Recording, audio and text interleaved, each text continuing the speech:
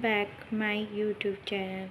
आज हम पढ़ेंगे सी-टेट 2025 दिसंबर 2025 के लिए हिंदी का सिलेबस। हिंदी में क्या क्या सिलेबस है, कितने मार्क्स का पेडागोजी आता है, कितने मार्क्स का अनसीन पैसेज वगैरह आता है, वो हम पढ़ेंगे। तो देखिए गाइस, 15 मार्क्स का आपका पेडागोजी आएगा और 15 मार्क्स का अनसीन पैसेज आएगा, जिसमें गद्यांश होगा और पद्यांश होगा। टोटल आपका 30 मार्क्स का होता है हिंदी। मतलब हिंदी का लैंग्वेज 1 और लैंग्वेज 2 होता है, जिसमें लैंग्वेज 1 में आपको हिंदी रखना हो या संस्कृत रखना हो वो रख सकते हैं। लैंग्वेज 2 में हिंदी रखिए या इंग्लिश रखिए या कोई भी अन्य लैंग्वेज रखिए। तो 30 मार्क्स का होता है, जिसमें हिंदी का सिलेबस हम जानेंगे। पहला देखिए हिंदी का क्या क्या सिलेबस है। पहला सीखना अधिग्रहण करना, लर्निंग एंड एक्विजिशंस। दूसरा है भाषा शिक्षण के सिद्धांत, प्रिंसिपल ऑफ लैंग्वेज टीचिंग, सुनने बोलने की भूमिका, भाषा का कार्य और इसे एक उपकरण के रूप में कैसे उपयोग करते हैं। चौथा है मौखिक रूप से और लिखित रूप में विचारों को संप्रेषित करने के लिए भाषा सीखने में व्याकरण की भूमिका पर महत्वपूर्ण परिप्रेक्ष्य। विविध कक्षा में भाषा पढ़ने की चुनौतियाँ, भाषा की कठिनाइयाँ, त्रुटियाँ और विकार, भाषा कौशल है। छठा, सातवां हो गया भाषा की समझ और प्रवीणता का मूल्यांकन, बोलना, सुनना, पढ़ना और लिखना। आठवां है शिक्षण अधिगम सामग्री, पाठ्य पुस्तक, बहुमीडिया सामग्री, कक्षा का बहुभाषी संसाधन। और नौवां है उपचारात्मक शिक्षण। तो ये है सिलेबस, जो कि आपका पेडागोजी का सिलेबस है। 15 मार्क्स का पेडागोजी जो आता है और 15 मार्क्स का आपका वो आएगा गद्यांश और पद्यांश हिंदी में। इंग्लिश में भी सेम ही आता है, तो आप हिंदी कर लीजिएगा तो इंग्लिश का भी हो जाएगा। तो ये है आपका हिंदी का सिलेबस, ठीक है। अब हम शुरू करते हैं हिंदी का आज का फर्स्ट क्लास। तो चलिए स्टार्ट करते हैं हिंदी का आज फर्स्ट क्लास। तो सबसे पहले हम ये जानेंगे भाषा किसे कहते हैं। भाषा था ना हमारे सिलेबस में, भाषा शिक्षण के सिद्धांत, यहाँ पे है ना भाषा शिक्षण के सिद्धांत। तो चलिए सबसे पहले हम जानेंगे भाषा किसे कहते हैं। भाषा सार्थक शब्दों के समूह या संकेत को भाषा कहते हैं। शब्द जो मतलब वर्णमाला से शब्द बनता है, एक शब्द जैसे कि राम, तो ये एक शब्द हुआ। तो इन शब्दों के समूह को हम भाषा कहते हैं, ठीक है। तो भाषा क्या होगा, स्वयं में एक नियमबद्ध व्यवस्था है। भाषाविदों के अनुसार किसी भाषा का व्याकरण कई उपतंत्रों से बना एक उच्च अमूर्त तंत्र होता है, जिसे हम छू नहीं सकते, उसे अमूर्त कहते हैं। भाषा की नियमबद्ध व्यवस्था का अध्ययन व्याकरण के अंतर्गत किया जाता है। स्वरों के पैटर्न के आधार पर विश्व की सभी भाषाएं लय और संगीत से नज़दीक से जुड़ी होती है। तो भाषा एक नियमबद्ध प्रणाली है, व्यवस्थाओं की व्यवस्था है, ठीक है। भाषा के भेद या रूप, तो भाषा के 3 भेद हैं। एक तो लिखित भाषा होती है आपको, एक मौखिक जो लिखित, जिससे हम लिख के जैसे कुछ भी लिख के हम पेश करेंगे तो उसे लिखित कहते हैं। मौखिक जिसे हम बोल के पेश करते हैं। एक सांकेतिक भाषा, तो बस सांकेतिक भाषा में कुछ नहीं पढ़ना है, बस ये पढ़ना है कि सांकेतिक भाषा की एक अपना व्याकरण होता है, ठीक है, बस इतना ही है। अब चलिए आ जाते हैं भाषा अर्जन। भाषा अर्जन किसे कहते हैं, जो मतलब बच्चा कोई पैदा होता है, अपने माता पिता से जो भी अर्जित करता है भाषा, उसे भाषा अर्जन कहते हैं। जैसे कि और जिसमें रूल रेगुलेशन कुछ भी नहीं होता है। रूल रेगुलेशन आपको उसमें किसमें जन्मजात ये होती है, अपने आप ही आ जाती है, जीन से, समाज से, कहीं से भी, तो उसे भाषा अर्जन कहेंगे। चलिए भाषा अर्जन के डेफिनेशन पढ़ते हैं, परिभाषा। मनुष्य में जन्मजात क्षमता है भाषा को अर्जित करने की, जिसको प्रयोग करके मनुष्य वार्तालाप करना व भाषा का सहज रूप से प्रयोग करना सीख जाता है बिना किसी विशेष प्रयास के।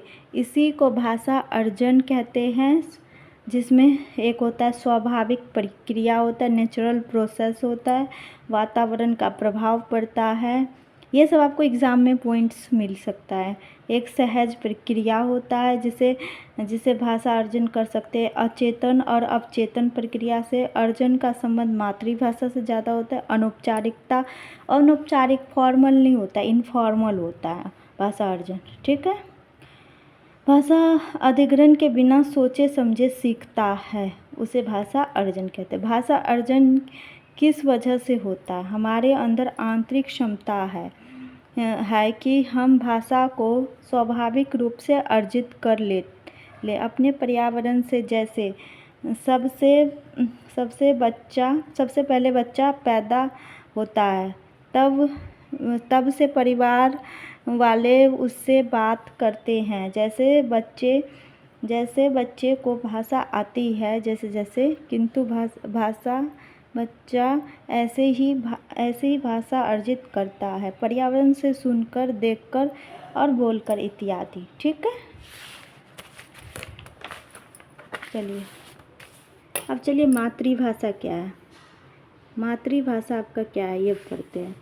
किसी भी व्यक्ति के लिए भाषा का पहला रूप अथवा बच्चे के घर में बोली जाने वाली भाषा मातृभाषा कहलाती है। घर में जो भाषा बोला, साधारण से डेफिनेशन है मातृभाषा का, घर में जो आम बोलचाल की भाषा होती है उसे ही मातृभाषा कहते हैं, ठीक है।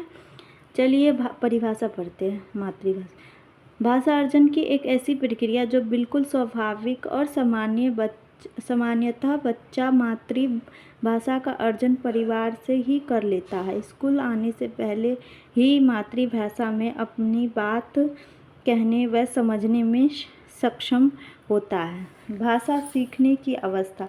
अब भाषा कैसे बच्चा सीखता है? सबसे पहले तो पैदा लेता है, तो रोना सीखता है पहले बच्चा।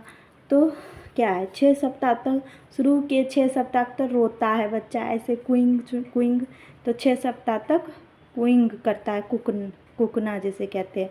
फिर 6 माह तक के बच्चा, 6 महीने तक का बच्चा जो होता है वो बलबलाना, जैसे बा, माँ, पा ये सब बोलता है। जैसे कि हो गया आपका बा, माँ, पा ये सब बोलेगा, ठीक है।